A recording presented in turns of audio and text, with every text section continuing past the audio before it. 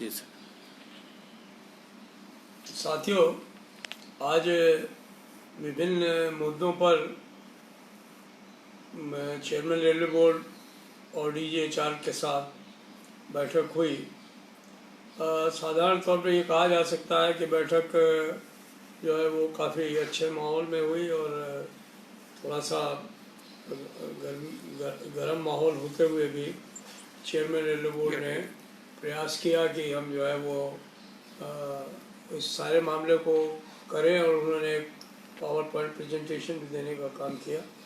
मैं मोटे तौर पे ये बताना चाहूँगा कि उसमें कहाँ पर बातचीत हुई और कहाँ पर सफलता मिली, कहाँ पर सफलता मिलने का मामला लगता है, कहाँ पर ये लगता है कि आने वाले समय में जो है वो कहीं संघर्ष भी करना पड़ेगा। तो ये जो बातें हैं मैं आपसे बहुत साफ तौर पर कर लेना चाहता हूँ। पहला सवाल तो यही है कि जो हमारे बहुत सारे अप्रेंटिस साथी हैं वो काफ़ी उद्वेलित हैं, हम लोग भी उद्वेलित हैं कि इतने सारे अप्रेंटिस साथी जो हैं वो इतने दिनों से घूम रहे हैं, बेरोजगार हैं। रेलवे में उन्होंने ट्रेनिंग ली है, 3 साल का ट्रेनिंग सर्टिफिकेट सब लेने के बावजूद भी उनको नौकरी क्यों नहीं मिल पा रही। आज मोटे तौर पर एक फैसला हुआ है कि इस समय जो है वो अप्रेंटिसेस को आने वाले समय में उनका जो इम्तहान है वो जनरल एग्जामिनेशन होगा और उसके बाद में फिर जो भी अप्रेंटिस पास होकर के आएंगे उनको धक्के नहीं खाने पड़ेंगे, वो सीधे तौर पर वहीं पे अब्जार्व हो जाएंगे।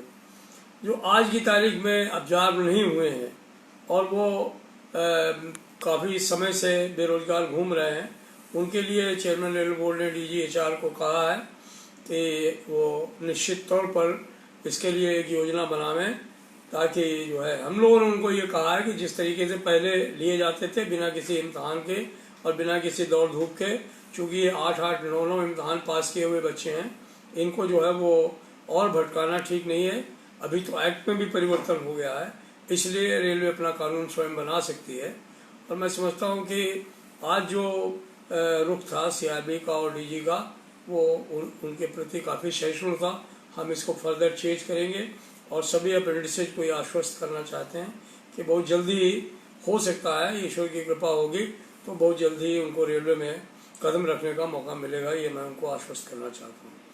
दूसरा लार्जेज का सवाल है। लार्जेज के सवाल में बहुत सारी जगहों पर रेलवे बोर्ड से हम लोगों ने आदेश करा दिए कि मेडिकल जिनका हो गया है, आज चार्ट ऑफ कम्प्लीशन है, उनको नौकरी दे दी जाए। बहुत सारी जगहों पर दी गई लेकिन बहुत सारी जगहों पर नहीं दी गई, जैसे वेस्टर्न रेलवे में भी नहीं दी गई है। तो उसके लिए आज आदेश हुए हैं कि GM को ये बात कही जाए कि उनको ले लिया जाए और आप लोगों से निवेदन है कि वहाँ की जो लीडरशिप है local western railway employees union की, उनसे कॉन्टेक्ट करके और आप लोग इसको परसू करें। मुझे आशा है कि निश्चित तौर पर जल्दी ले लिए जाएंगे। अगर कोई दिक्कत है तो हमको बताइए तो हम CRB से दोबारा बात कर सकेंगे। एक जयपुर का भी मामला है NWR का, उस पर भी मामला साफ हो गया और CRB ने इसको बहुत ही गंभीरता से लेते हुए GM से वहीं से बात की, मीटिंग से ही, और कहा कि ये ठीक नहीं है, आप जो है वो दूसरे CPO से भी कंसल्ट कर लीजिए और इनके मसले को भी जल्दी सुलझाने का काम करिए। मुझे आशा है कि अगर इसको प्रॉपरली परस्यू किया गया तो जयपुर का मामला भी निपट जाएगा। इसके अलावा हम लोगों ने इस लार्जेज स्कीम को कंटिन्यू करने के लिए भी आज एक सफलता पाई है। हमने CRB को कहा है इस विषय पर एक पॉजिटिव कमेटी बना करके और जो भी इसमें कानूनी पेच हैं, मुद्दे हैं, उन सब पर बात करते हुए हम लोगों को भी साथ में रखते हुए इस स्कीम को दोबारा चालू किया जाए, क्योंकि विन विन सिचुएशन वाली है। इसमें रेलवे की सुरक्षा का मामला जुड़ा हुआ है, इसमें कम पैसे पर हमको ज़्यादा प्रोटेक्टिव लोग मिल रहे हैं। तो मुझे आशा है कि आने वाले भविष्य में प्रयास करेंगे और लार्जेज की स्कीम को दोबारा फिर कंटिन्यू करवाने का प्रयास करेंगे, जिससे कि जो है वो जो लोग बॉडली एबिल्ड नहीं है, काम नहीं कर सकते हैं, वो लोग रिटायरमेंट लेके घर जा सकें और बच्चे उनके रेलवे में आ सकें। आज प्रमोशंस के बारे में बातचीत हुई है, जिनमें हम लोगों ने कहा है कि 1800 के 50% लोगों को 1900 में प्रमोशन दे दिया जाए। बड़ा पॉजिटिव रिएक्शन था उनका। उन्होंने कहा है कि हम इसको बहुत जल्द ही करने का काम करेंगे।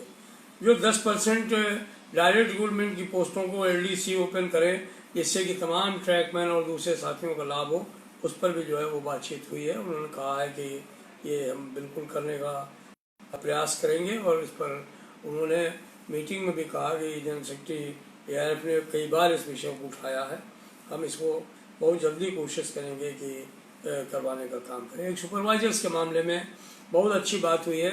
हम लोगों ने कहा है कि आप इतने समय से आश्वासन सिर्फ देते आए हैं कि हम जो सुपरवाइजर्स हैं उनको गैजेट का कैलेंडर दिलवाएंगे, तो उन्होंने DG HR को इस बात का निर्देश दिया है कि भाई ये सवाल काफ़ी दिनों से लंबित है, आने वाले समय में इसको हल करने का काम करिए। मुझे पूरी आशा है कि जिस तरीके का आज रुख चेयरमैन रेलवे बोर्ड का रहा है, तो हमारे तमाम सुपरवाइजर साथी जो बहुत दिनों से राजपत्रित होने का स्टेटस मिलने का सपना देखते रहे हैं, उनको जो को सफलता मिलने का काम होगा।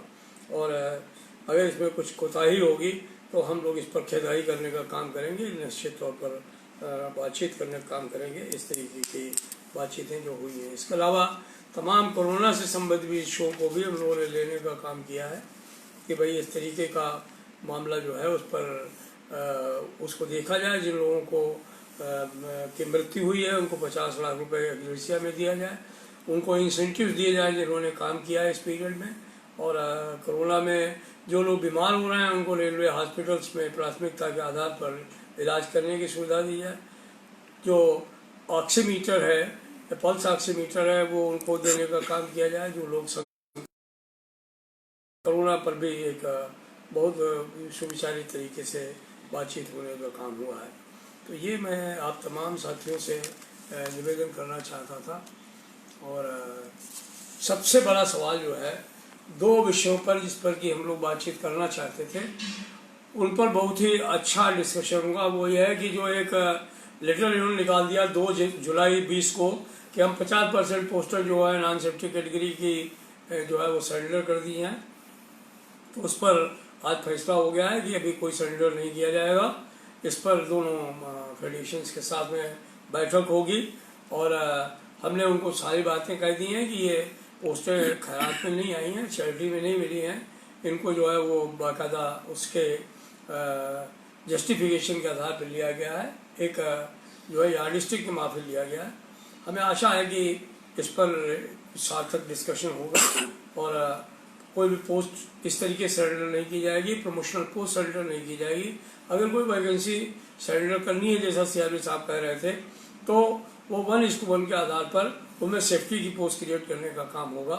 बहरहाल हम लोग इस विषय पे पूरा मुतमैन है कि ये पूरा लेटर जो है वो चेंज होने का काम होगा। एक दूसरा जो सबसे बड़ा सवाल था कि प्राइवेट ऑपरेटर्स को 109 रूट देने की बात हुई है और जिसमें कि जो है वो कहा गया है कि 150 गाड़ियाँ जो हैं प्राइवेट लोगों को देने का काम होगा। तो इस विषय पर हम लोगों ने उनको बहुत ही गंभीरता से मामले को कहने का काम किया है। हम लोगों ने कहा है कि ये पटरियाँ हमारी हैं, ड्राइवर हमारा है, गार्ड हमारा है, मेंटेनेंस हमारा है, तो ये सब चीज़ें ध्यान में रखते हुए ये प्राइवेट लोगों को देने का क्या मतलब है। बहरहाल आज तो फैसला यही हुआ है कि इस विषय पर चूँकि समय कम था, इसलिए एक दिन पूरे दिन इस विषय पर चर्चा होगी और चर्चा होने के बाद में जो काम रेलवे मिल कर सकता है, जो काम रेलवे इंडस्ट्री कर सकता है, उस काम को बिल्कुल जो है प्राइवेट हाथों में सौंपने का बात नहीं होगा। एक ही सवाल था CRP की तरफ से कि हम रेलों को बेहतर चलाना चाहते हैं, ज़्यादा गति से चलाना चाहते हैं और हम जो है वो सुविधा ज़्यादा देना चाहते हैं अपने उपभोक्ताओं को। हम लोगों ने कहा है कि ये तीनों काम रेल कर्मचारी जितना बेहतर कर पाएगा, निजी लोग कभी भी ऐसा नहीं कर पाएंगे, क्योंकि निजी लोगों का उद्देश्य रेल में से लाभ कमाना होगा, रेल उपभोक्ता को लाभ पहुंचाना नहीं होगा। तो इसलिए हमको रेलों को निजी हाथों में सौंपना नहीं चाहिए, हमें स्वयं रेलवे को इस काम को करना चाहिए। हमें आशा है होगा। आज एक और बात बताई गई है कि इन तमाम विषयों पर जो आप लोग उद्वेलित हैं, आंदोलित हैं, इन सब सवालों को देखते हुए हमारे माननीय रेल मंत्री जी जो है वो आगामी 14 तारीख को हम लोगों से एक वीडियो कॉन्फ्रेंसिंग करेंगे तमाम जोनल लीडरशिप से और वहाँ पर वो अपने भी मन की बात रखेंगे, सवाल रखेंगे और हम अपनी बातें भी उनसे करने का काम करेंगे।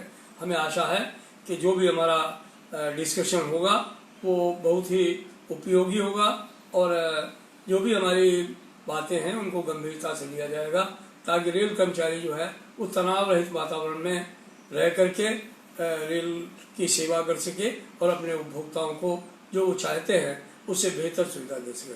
धन्यवाद।